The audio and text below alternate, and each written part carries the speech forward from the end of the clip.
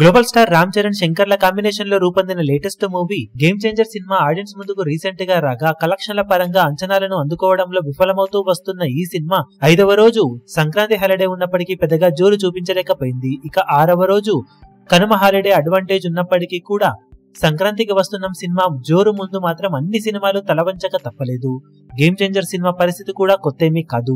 Already mixed response ఉన్న నేపథ్యంలో నిన్నటి బుకింగ్స్ మీద ఆల్మోస్ట్ సినిమాకు 50% రేంజ్ లో ఆన్లైన్ టికెట్ సేల్స్ లో డ్రాప్స్ కనిపించాయి. ఆఫ్లైన్ టికెట్ సేల్స్ లో కొద్ది వరకు గ్రోత్, అలాగే థియేటర్స్ లో కొద్ది వరకు ఫుట్ ఫాల్స్ ఉన్నప్పటికీ మొత్తం మీద ప్రెజెంట్ బుకింగ్స్ ట్రెండ్ ను బట్టి చూస్తూ ఉంటే తెలుగు రాష్ట్రాలలో సినిమా బాక్సాఫీస్ దగ్గర 6వ రోజు అటు ఇటుగా 1,80,00,000 నుండి 2 కోట్ల రేంజ్ లో షేర్ అందుకునే అవకాశం కనిపిస్తూ ఉంది. ఫైనల్ ఆఫ్లైన్ టికెట్ సేల్స్ లెక్కలు కనుక బాగుంటే 2 కోట్ల నుండి ఆ పైన షేర్ ను సినిమా సాధించవచ్చు. ఇక హిందీలో ఈ రోజు 1,50,00,000 నుండి 2 కోట్ల మధ్యలో నెట్ కలెక్షన్ అందుకునే అవకాశం ఉండగా వరల్డ్ వైడ్ గా సినిమా బాక్సాఫీస్ దగ్గర 3 కోట్ల నుండి 3.5 కోట్ల రేంజ్ లో షేర్ ను సాధించే ఛాన్సెస్ కనిపిస్తూ ఉన్నాయి.